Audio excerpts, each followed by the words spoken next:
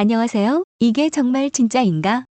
할 정도로 이해하기 어려운 놀라운 소식을 접하게 되었습니다. 갑자기 이 동북아시아를 비롯한 미국의 태도에 전혀 예상치 못한 대변화가 시작되는 걸까요? 얼마 전인 지난 7월 29일 한미연합사 전 사령관 빈센트 브룩스와 전 부사령관 이모영은 미국의 쿠포린 어페어스에서 북한과의 대국적 합의 A 그랜드 바게이노이스 노스 코리아이라는 제목의 에세이를 발표했습니다. 저자들은 글을 통해서 다름 아닌 한미 동맹에 이제까지 우리가 경계해왔던 북한까지 포함시켜 대륙을 압박하자는 내용을 말했다고 하는데요. 처음 본 순간 제 눈을 의심하게 만들었던 이들의 제안은 진짜이며 이들은 한반도를 둘러싼 처정학적 구도의 근본적인 변화를 말하고 있었습니다. 대한민국 군대를 다녀오신 분들은 모두가 입대를 하자마자 배우는 것이 바로 우리의 가장 큰 위협은 북쪽이라는 것일 텐데요. 그런데 이제까지 비핵화라는 조건을 내걸고 계속해서 북쪽을 압박해왔던 미국은 왜 갑자기 태도를 바꾼 걸까요?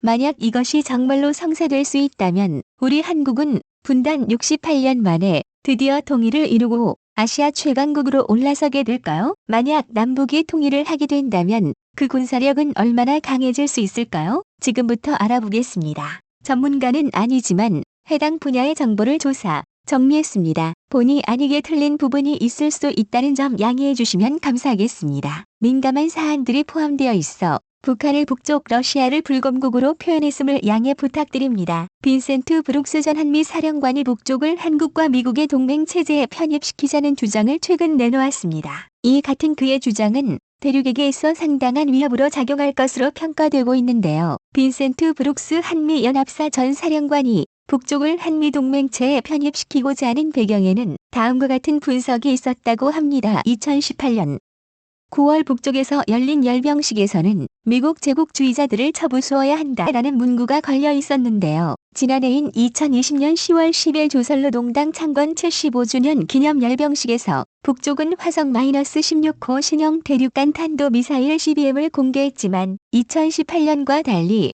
미국에 대한 적대적인 슬로건을 내걸지는 않았다는 점을 눈여겨보았다고 합니다. 브룩스 전 사령관은 지난 2020년 북쪽이 순항 미사일과 단거리 미사일을 발사한 것도 긴장을 고조시키려는 의도라기보다는 자체 방어 훈련 목적이 강했다고 평가했다는데요. 현재 상황에서 북쪽은 경제 안보가 최우선 과제라고 지목하면서 자국 경제 안보의 미래를 보장해 줄 수 있는 미국과의 대화 여지를 남겨두기 위해 군사적 움직임에는 매우 신중하다라는 내용을 남겼습니다. 빈센트 브룩스 전 사령관은 지금과 같은 북쪽의 변화는 현재 미국의 대통령이다. 대한민국의 지도자에게는 가을라는 말도 덧붙였는데요. 두 정상은 북쪽 경제 위기의 해결을 목표로 삼아야 한다라는 발언을 했습니다. 그가 바라는 것은 굳건한 한미 동맹을 유지하며 이를 기반으로 대북 정책을 펴서 북쪽이 한미 간의 균열을 이용하지 못하게 해야 한다고 말했는데 한미 동맹을 위해 주한미군의 자유로운 훈련이 필요하며 북쪽과는 새로운 관계를 열어나가야 한다고 제안했습니다. 먼저 인도적,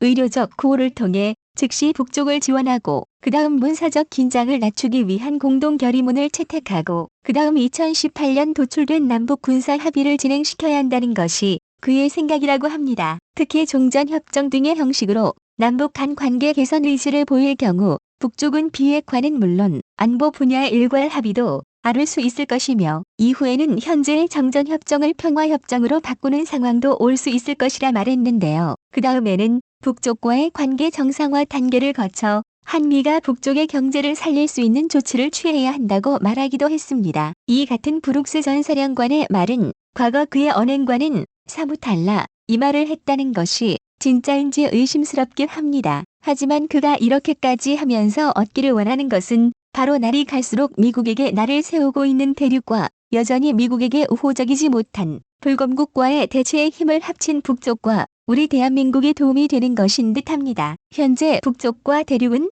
여전히 한미 동맹의 방위가 되고 있으며 대륙의 경우 한국의 고고도 미사일 방어 체계 THAAD를 배치한 것에 대해 경제 보복으로 대응한 점을 들어 대비가 필요하다고 말하고 있습니다. 한미 두 정상은 이런 식의 새로운 압력에 대해 준비되어 있어야 한다. 한미 동맹은 더 이상 외부 군사 공격에 대응하는데 그치지 않고 대륙이나 불금국 등의 경제 압박에도 대응할 수 있는 새로운 차원으로 나아가야 한다는 것이 대륙을 견제하는 데 있어 남북한이 힘을 합치는 과정에서 빈센트 브룩스 전 사령관이 제시한 조치들에 대해서는 논란이 없을 수가 없을 겁니다. 작년인 2020년 남북공동연락사무소 폭파 등으로 인해 한반도의 긴장감이 높아졌을 때를 생각하면 북쪽과 대한민국이 타협을 이뤄내고 힘을 합친다는 것이 쉽지만은 않을 것 같은데요. 하지만 만약 정말로 북쪽과 대한민국이 평화협정을 맺고 우호적인 통일국가가 되었을 때 그 위력은 어느 정도일지, 새로운 대한민국과 미국은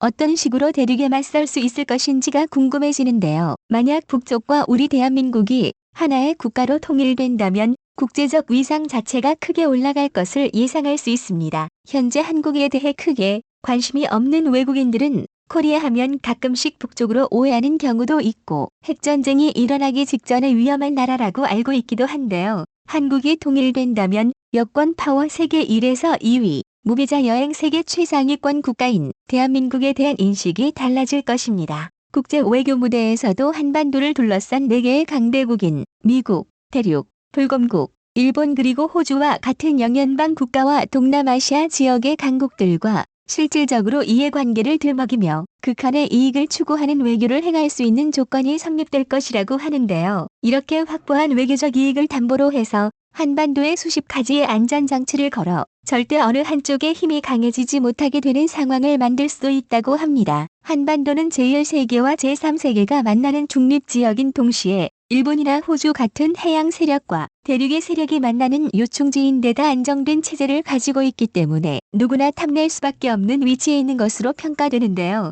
한반도의 통일이 이루어질 경우 과거 우리 한국이 2번 정도 시도했었던 균형 외교를 진정한 의미에서 할 수 있게 되며 스위스처럼 미국, 대륙, 일본 중 어느 한 나라에 배치하기 민감한 국제기구를 유치할 수도 있고 싱가포르처럼 금융시장을 개방해 동아시아 지역의 국제금융허브가 될 수도 있을 것으로 점쳐지고 있습니다. 2009년 골드만삭스의 보고서에 의하면 남북 통일 이후 30에서 40년 이내에 통일 한국의 경제는 독일과 일본을 초월해 세계 3위의 경제 대국이 될 것이라는 예상이 있기도 했습니다. 워런 버핏, 조지 소로스와 함께 세계 3대 투자자로 불리는 짐 로저스는 한국어로 된 책인 짐 로저스 앞으로 5년 한반도 투자 시나리오라는 책을 내면서 남북 한반도의 경제 통합이 이루어지면 무려 세계 2위 경제 대국이 될 가능성이 크다고 전망하기도 했습니다. 짐 로저스는 남북의 경제 통합이 이루어질 경우 교통 인프라 부문에서 막대한 투자가 유입되고 많은 일자리가 창출될 수 있을 것으로 보았습니다. 특히 대륙 횡단 철도와 북극 항로는